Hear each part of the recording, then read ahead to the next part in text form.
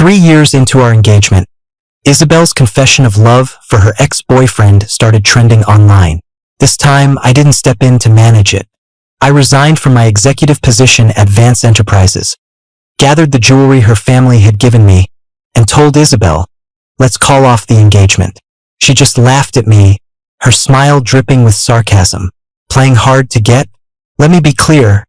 I skipped the engagement party, and I'll show up to the wedding if I feel like it. Besides," she added, "you'd put up with anything for a piece of the company." The moment I walked into the Vance Enterprises office, all conversation stopped.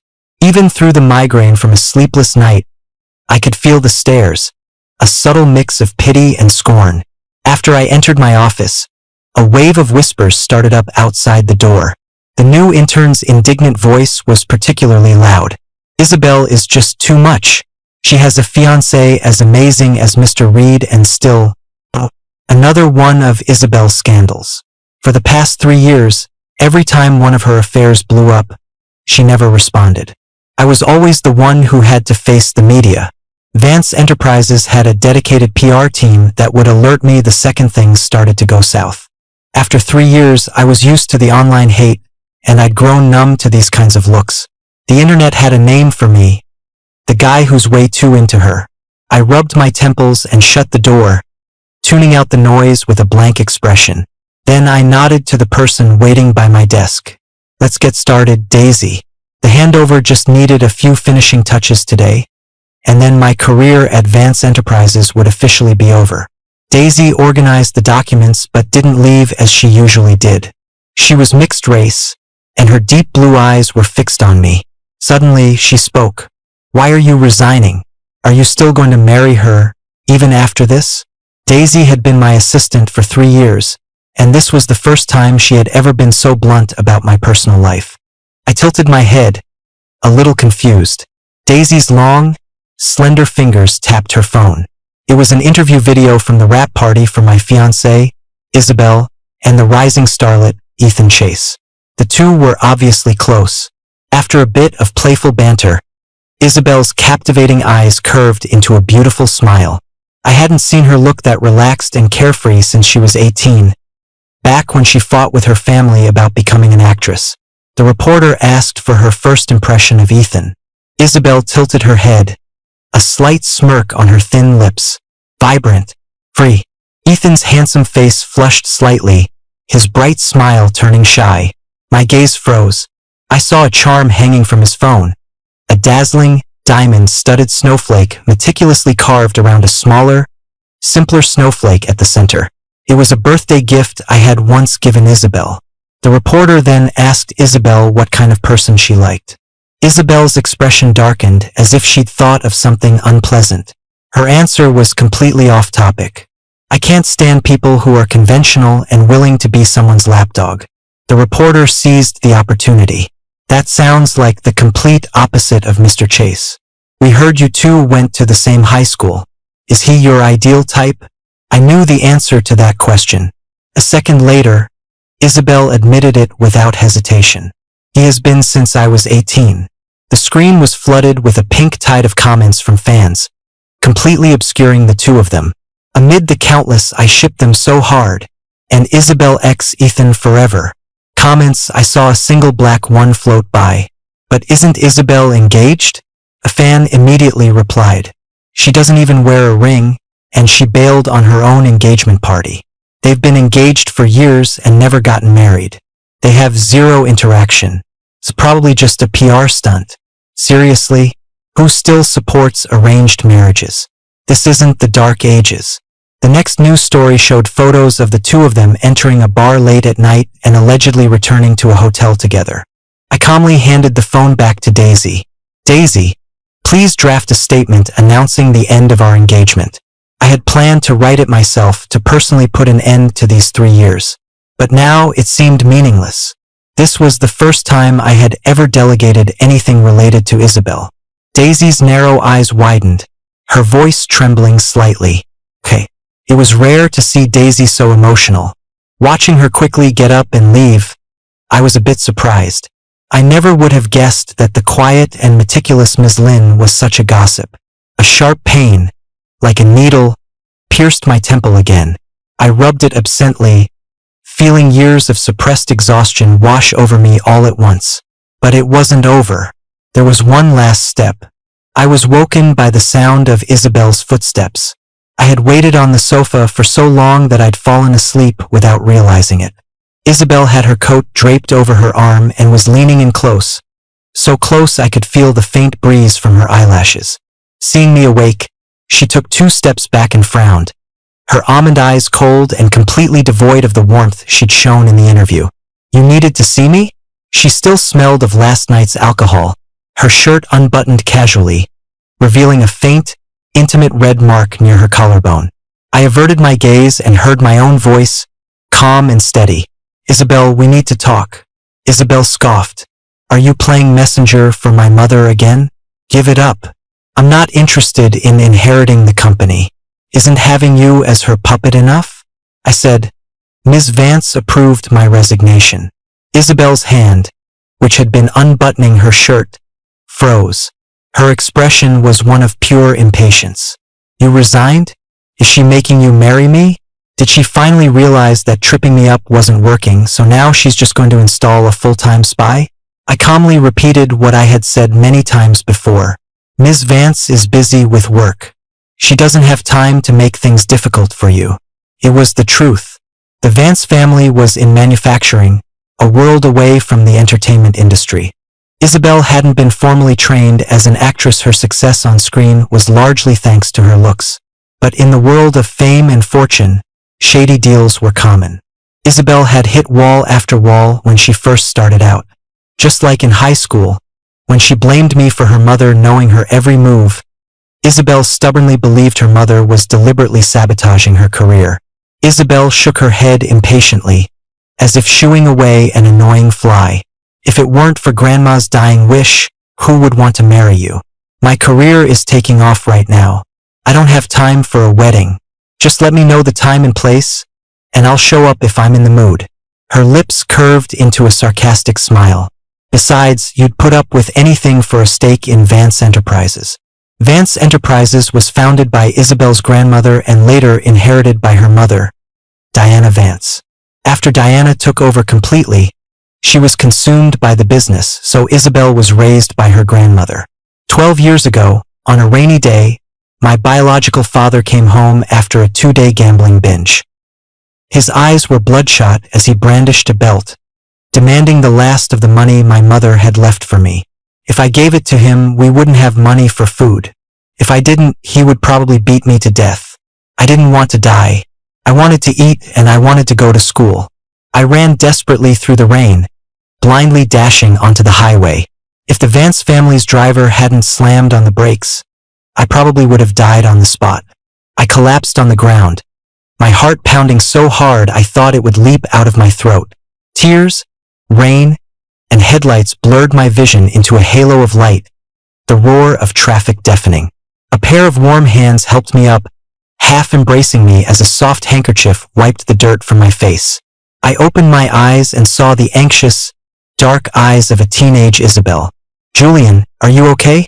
My father was already pinned to the ground by the Vance's driver. His scruffy face was pressed against the filthy, wet pavement. His eyes filled with venom as he continued to curse. Terrified, I fainted in Isabel's arms. When I woke up, I was in a hospital room. Isabel's damp hair was plastered to her forehead, and the dark circles under her eyes betrayed her exhaustion. She was tossing an apple in the air by my bedside. When she saw I was awake, she smiled at me. "Hey, valedictorian." "I'm Isabel." She casually picked up a knife and began to peel the apple. "Don't worry," she said. "That deadbeat dad of yours has been taken care of." I thanked her shyly, then couldn't help but ask, "You know who I am?"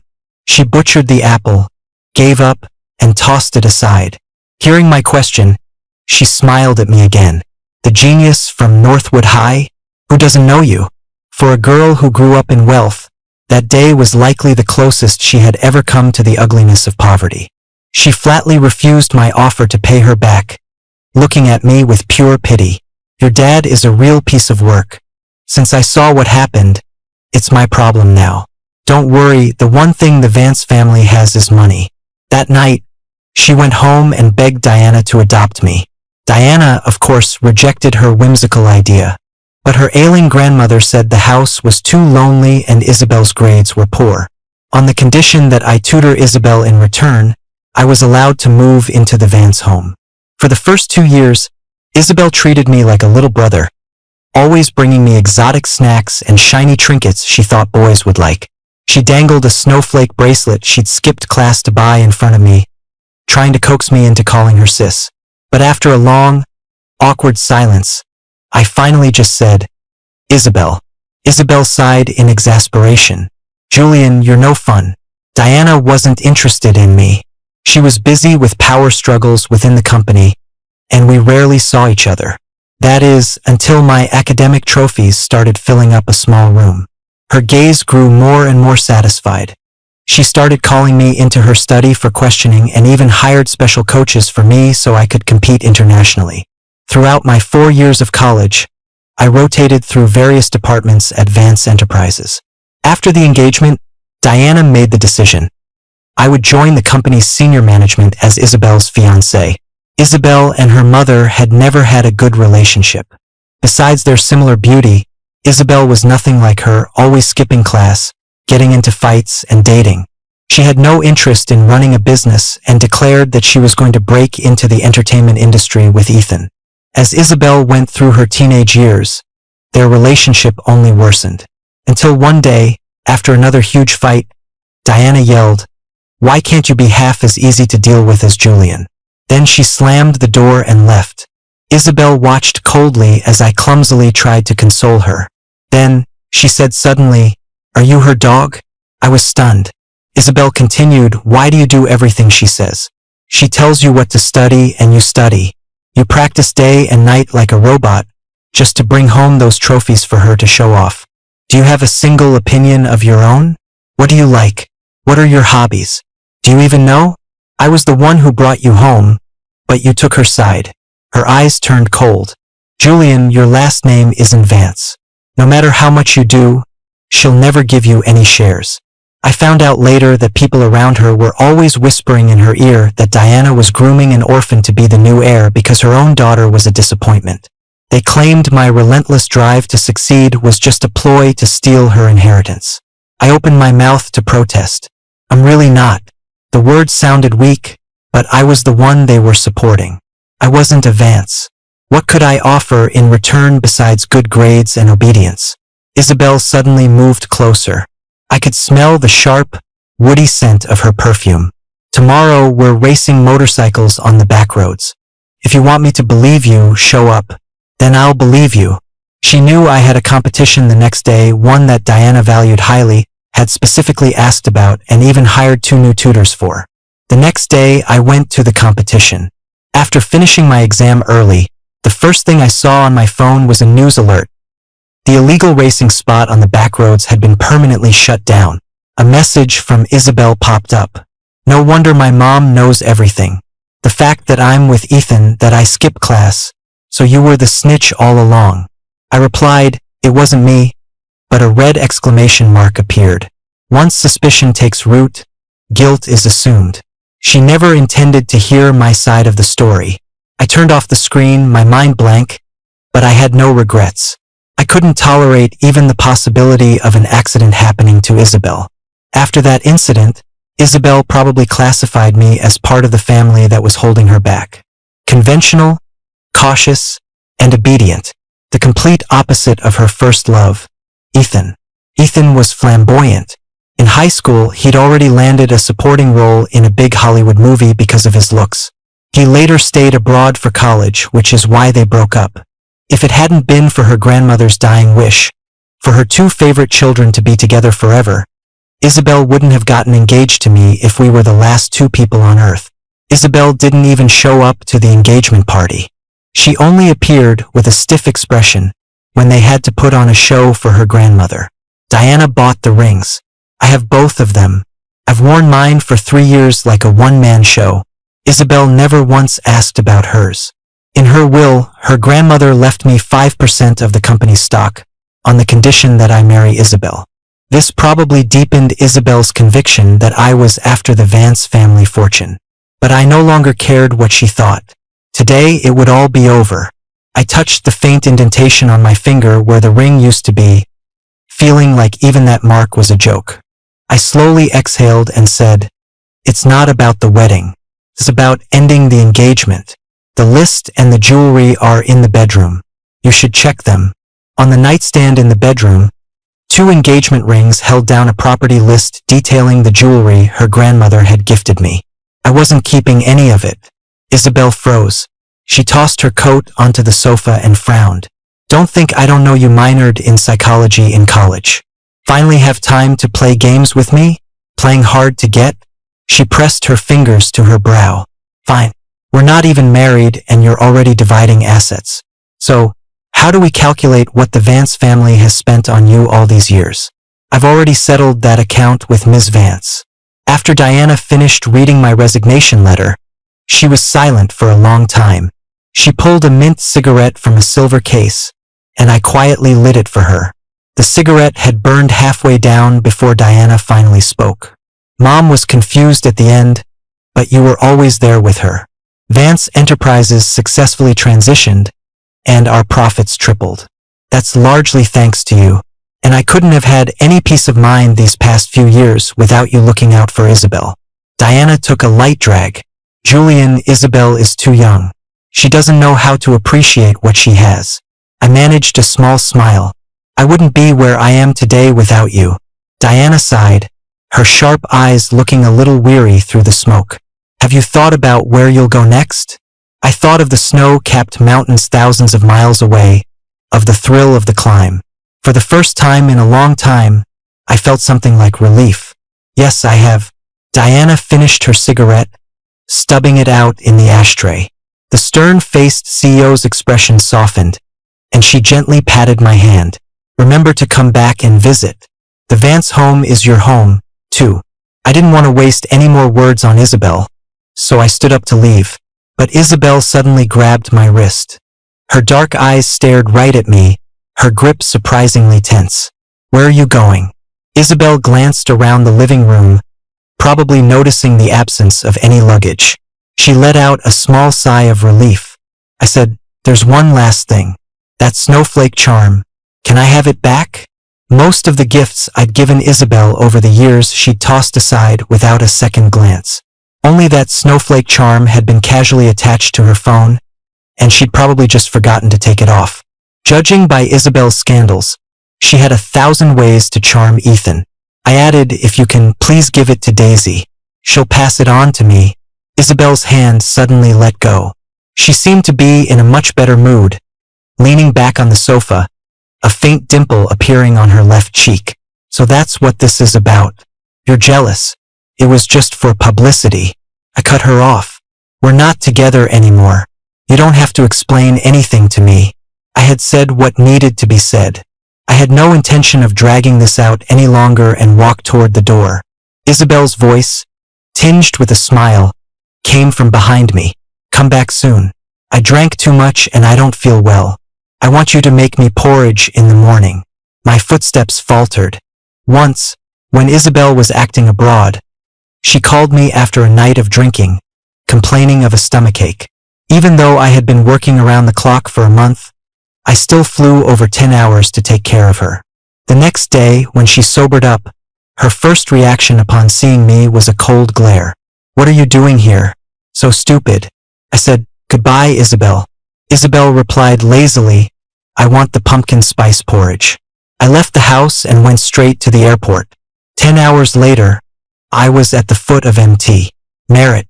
After checking into a local inn, I turned off my phone and slept for a full day and night. If the kind innkeeper hadn't dragged me out of bed for a meal, I could have kept going.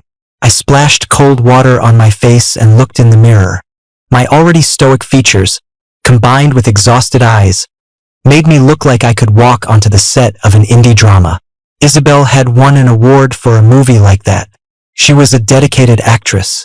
For one scene, she had to share a space with a rat caught in a sewer, and she refused to use a stunt double. She took countless showers afterward and insisted on sleeping in my arms for a week. Even though she snapped at me not to get any ideas, I was genuinely happy back then. I thought we were finally getting closer. I patted my cheeks to clear my head. The long sleep hadn't made me feel refreshed instead. Years of fatigue seemed to surface, leaving me drained from head to toe. I floated downstairs like a zombie and was staring blankly at a bowl of warm millet porridge when a familiar figure caught my eye. Daisy? I said her name in surprise. The person turned at the sound of my voice. With eyes as blue as the sea, who else could it be but Daisy? What are you doing here? Is there a problem at the office? Daisy strode over in a few long steps and sat down beside me. I'm here for the mountain climb next month. The same reason I was here. My mind filled with suspicion, but then I remembered her resume did list mountaineering as a hobby. She was even the president of her Ivy League climbing club. Before I left, I specifically requested a promotion for Daisy from Ms. Vance. She should be swamped with work right now. How could she have the time? Daisy gently shook her head and moved a side dish closer to my porridge bowl. I resigned. I frowned. You've worked with me for so long. Who at the company would dare give you a hard time? Was it those old fossils on the board? I reached for my phone, but realized I'd left it in my room. Daisy gently placed a hand on my wrist. No one gave me a hard time. It just didn't make sense to stay anymore. Though Daisy and I had worked together for 3 years, our interactions were almost exclusively professional. I respectfully dropped the subject. If you run into any trouble, let me know.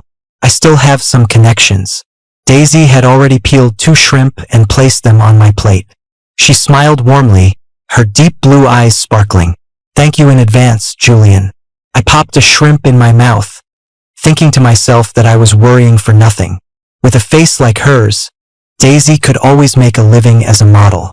But my hand trembled, and the shrimp I was trying to pick up fell to the floor. Daisy frowned slightly.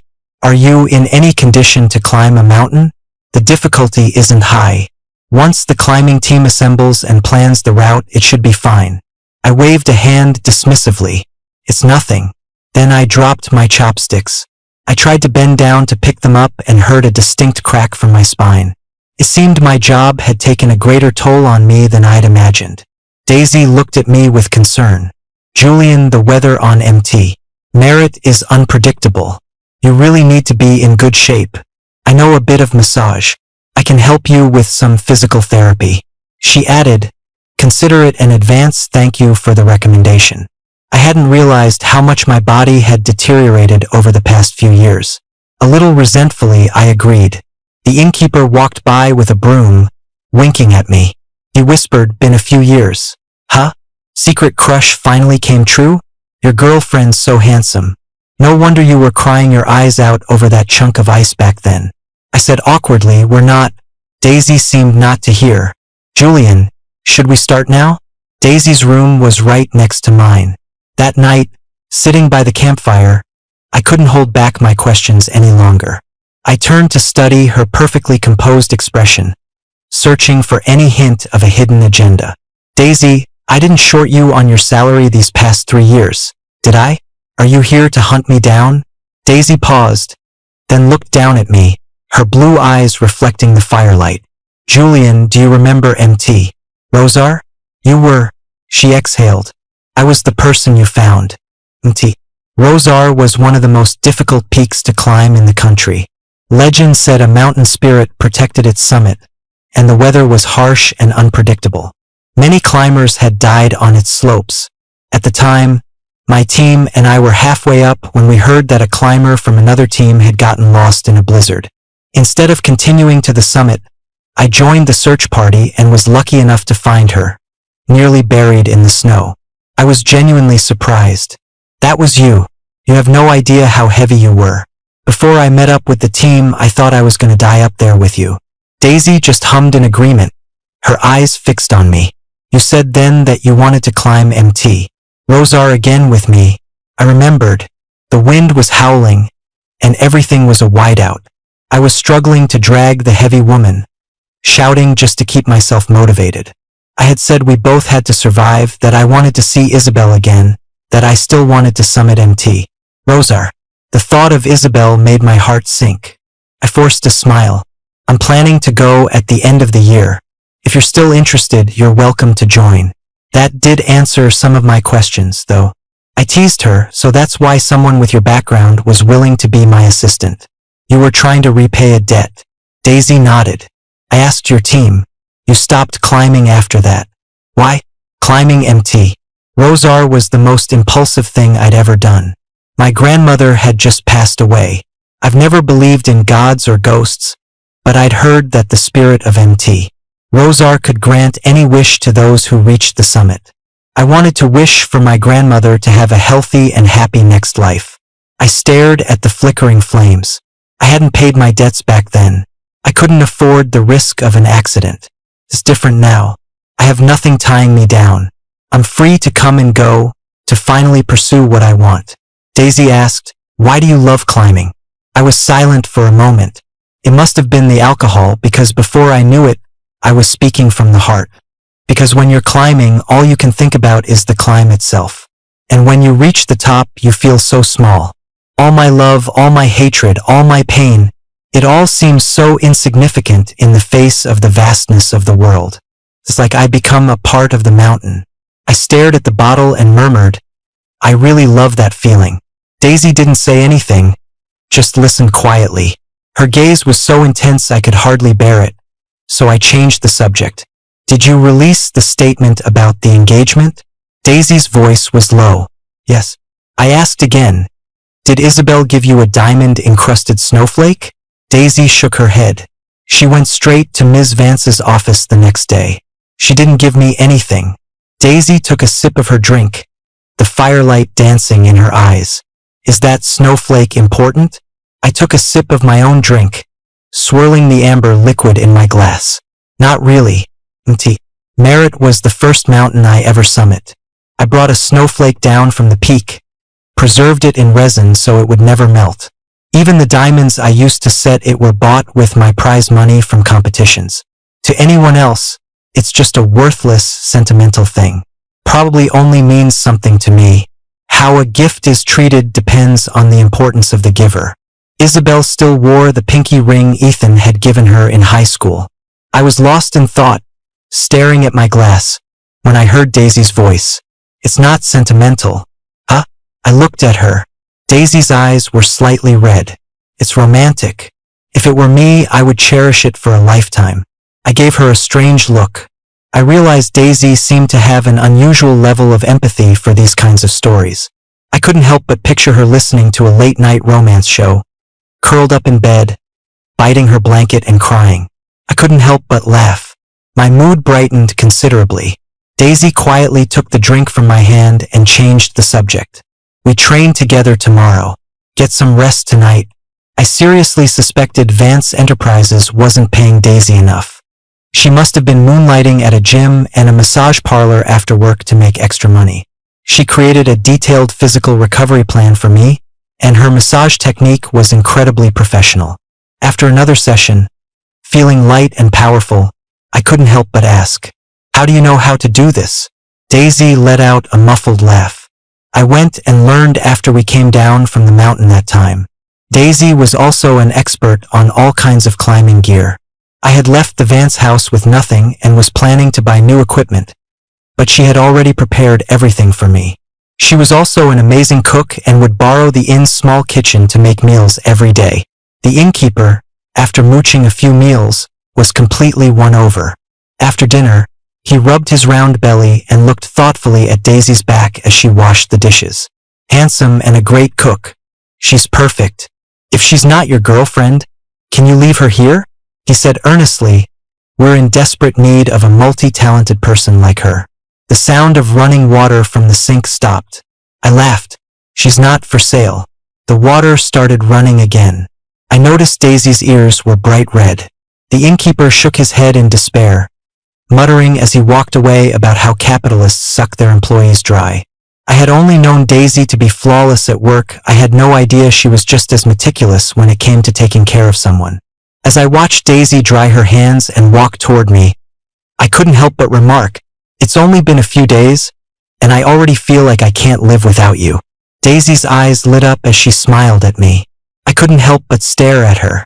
With her mixed heritage, She had deep-set features, and her eyes sparkled like sapphires embedded in a sculpture.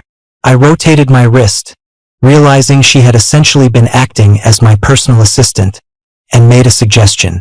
Interested in continuing as my assistant?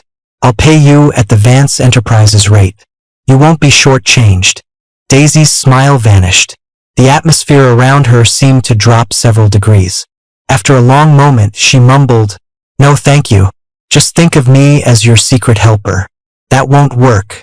Taking advantage of kindness isn't my style. The next day we were set to climb the mountain, so that night I set aside a separate bank card, planning to give it to her when we got back down. Next to the card was my phone, which had been off for a long time. I hesitated for a moment, then plugged it in and turned it on. I expected a few missed calls and some sarcastic messages from Isabel. I never imagined that when it booted up, my phone would be instantly flooded with so many messages and calls that it would freeze and go black. I stood there, phone in hand, stunned. A familiar sense of exhaustion washed over me. I tossed the phone in the air, considering throwing it directly into the bonfire downstairs. But the nearest bank was a 2-hour drive away. These days, there's no escaping the world as long as you have an internet connection. I sighed and reluctantly turned the phone back on. The screen was frozen for a long time before it finally became responsive. I scrolled to the top and saw a message from Isabel, sent the day after I left. "Julian, you'd better not regret this." A few days later, she forwarded a news article. I clicked on it. It was a clarification video. Before the reporter could even finish the question, Isabel was staring straight into the camera. The part of the interview where I talked about my ideal type was a reenactment of a scene from the show. "Mr. Chase and I are only professional partners. We have no personal relationship. Anyone spreading rumors can expect to be sued." Her eyes were bloodshot, and she had a strange, obsessive look. The comments section, however, was buzzing. Did Isabel call off her engagement so she can officially pursue Ethan? Am I the only one who noticed the ring on her hand? She didn't wear one when she was engaged. But now that she's broken it off, she's wearing one?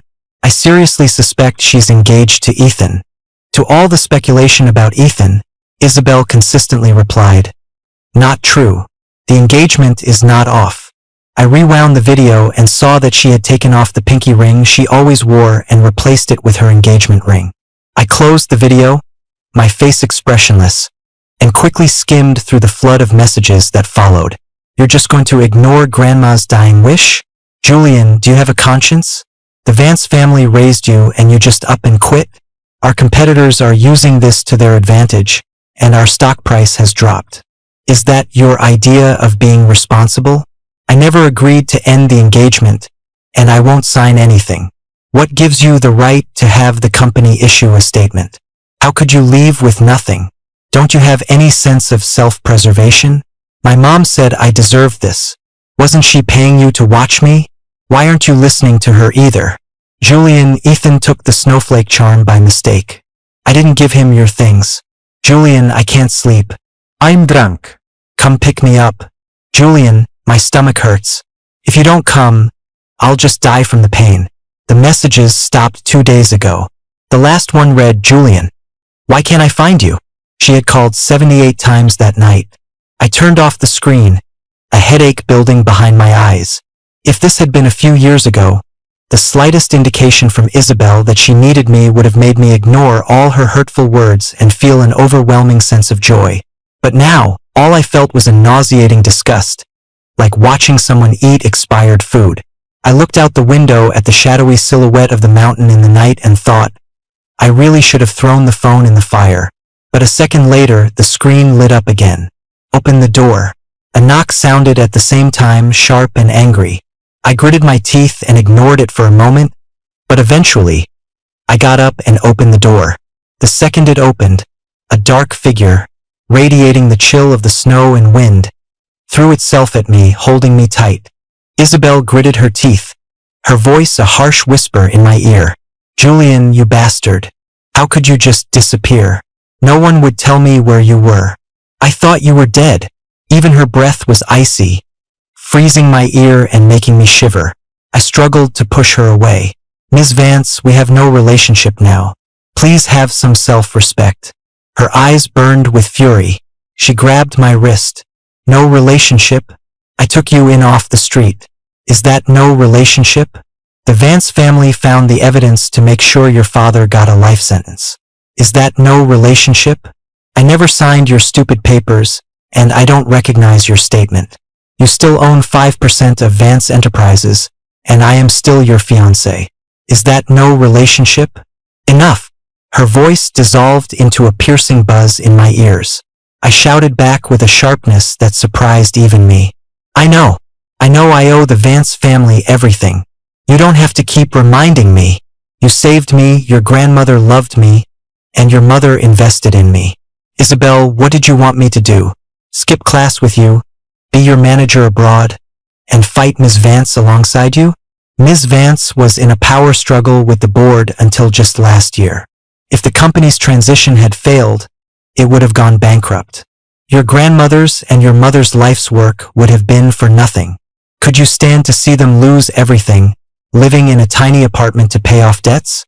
If I hadn't been perfect at everything, do you think Ms. Vance would have turned a blind eye to all your antics? Isabel, while you were off doing plays in another country, your grandmother's Alzheimer's had gotten so bad she would talk to her reflection in the mirror all day. You had to chase your dream. Yes, Ms. Vance was against it, but the world doesn't revolve around you. Everyone has their own lives and their own problems. We don't have time to constantly play the villain in your story. Isabel stared at me in silence. She suddenly reached out to touch my face. I couldn't dodge in time and only then saw the cold glint of tears on her hand. Isabel had always been proud, arrogant even. But now, she was looking down at the tears on her hand, murmuring, "I'm sorry. I didn't feel myself crying." It was as if my exhaustion itself was speaking. Isabel, I was the one who reported the motorcycle race on the back roads. I went to check it out that night. There were no guardrails, no barriers, no emergency medical equipment. The nearest hospital was 3 miles away. I couldn't imagine you getting into an accident. But other than that, I have never spied on you. Isabel whispered, "I believe you." In the past, anything I said was met with a cold laugh. This I believe you came far too late. I said, "Go home. I don't want the shares. Every cent I have, I earned through honest work. If you still think I owe the Vance family, you can take it all. Let's not contact each other again." Isabel's head snapped up, her eyes red. She reached out to hug me again. No, I pushed her away so forcefully that my head slammed into the half-open door. Just then, Daisy came up the stairs. Daisy rushed to my side in an instant and slapped Isabel across the face. She steadied me, her eyes filled with urgency. "Julian, are you okay?" Isabel, caught completely off guard, stumbled and fell to the floor. She looked up, a trickle of blood at the corner of her mouth, the confusion in her eyes slowly turning into a dark, simmering rage. "Your assistant? Julian, you left me for her?" I suddenly found the whole scene utterly absurd and couldn't help but laugh. I didn't even understand why I had wasted my breath on that whole speech. Isabel's first reaction was always suspicion. She never had any faith in me. Maybe it started with her so-called friends stirring up trouble, but she chose to believe them. I stared at Isabel. That fleeting glimpse of her in the rain had sustained me through countless sleepless nights, had pushed me onto one winner's podium after another. But if it took over a decade of effort, tangible sacrifices, and screaming myself hoarse just to earn a shred of her trust, then I didn't want it anymore. She was once the light of my youth, but now I wished I had never met her. I said, "That's right. Daisy and I have been seeing each other on the side this whole time. I broke off the engagement out of guilt. That's the kind of person I am. You should set off fireworks to celebrate getting away from me." Daisy stepped in front of me, her voice as cold as ice.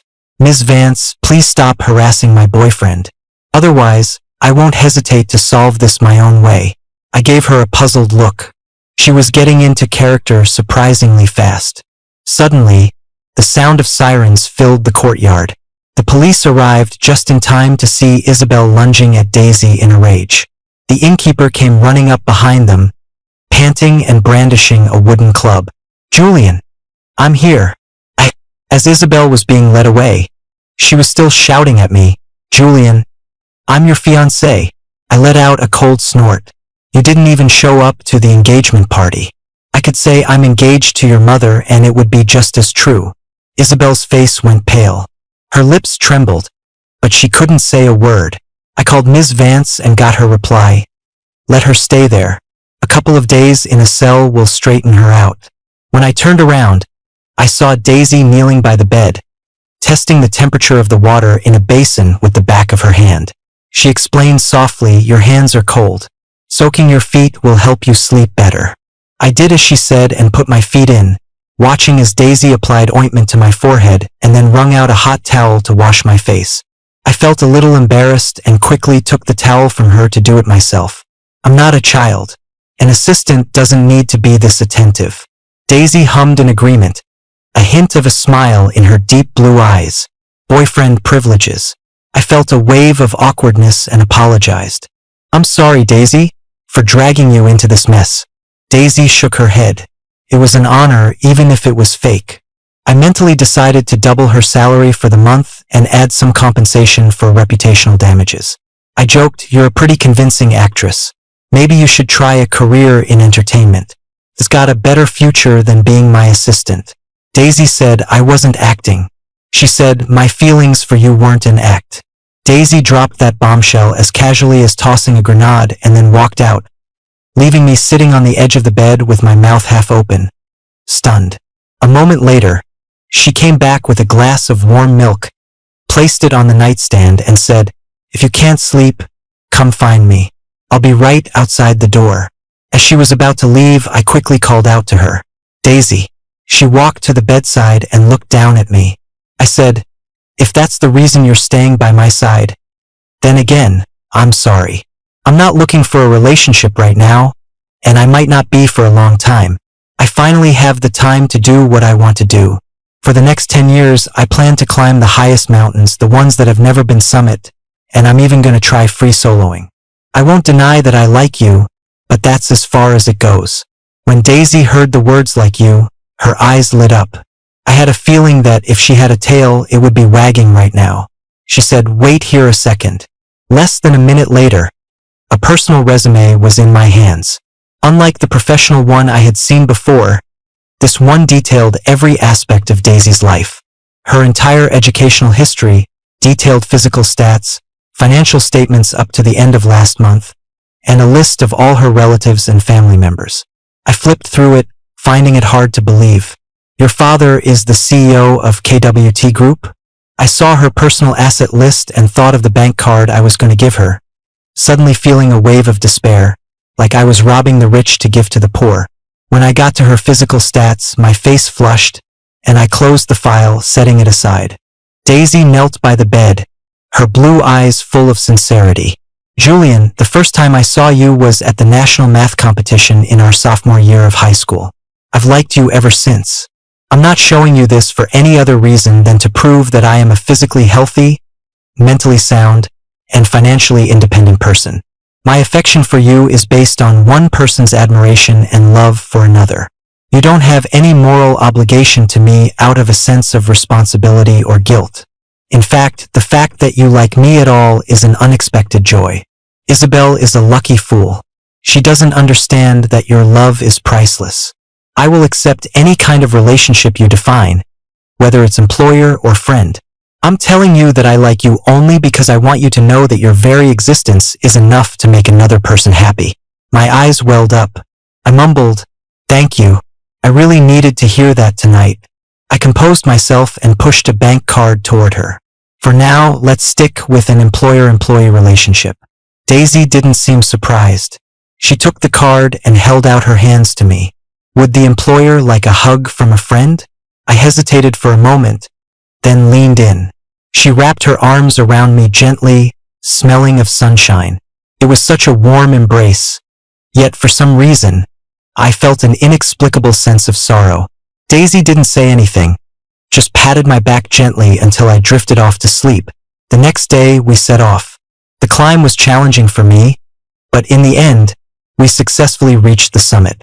We camped at the top. In the morning, when I unzipped the tent and saw the snow-covered peak, I finally felt a real sense of a new beginning. This time my mind was empty. I just quietly watched the sun slowly rise above the mountain. Over the next 2 years, I climbed mountains big and small, sometimes with Daisy, sometimes alone. Isabel would send me messages every now and then. Somehow, even when I changed my number, she always managed to find the new one. I never replied. Until one day, when Daisy and I were in a coffee shop at the base of a glacier, we saw Isabel sitting alone. I whispered something to Daisy and walked over to Isabel's table. I said, "If you have something to say it now." Isabel's dark eyes were locked on me. She said, "Julian, if you come back, I'll give you anything you want." The veins on the hand holding her coffee cup were bulging. She was still wearing the engagement ring.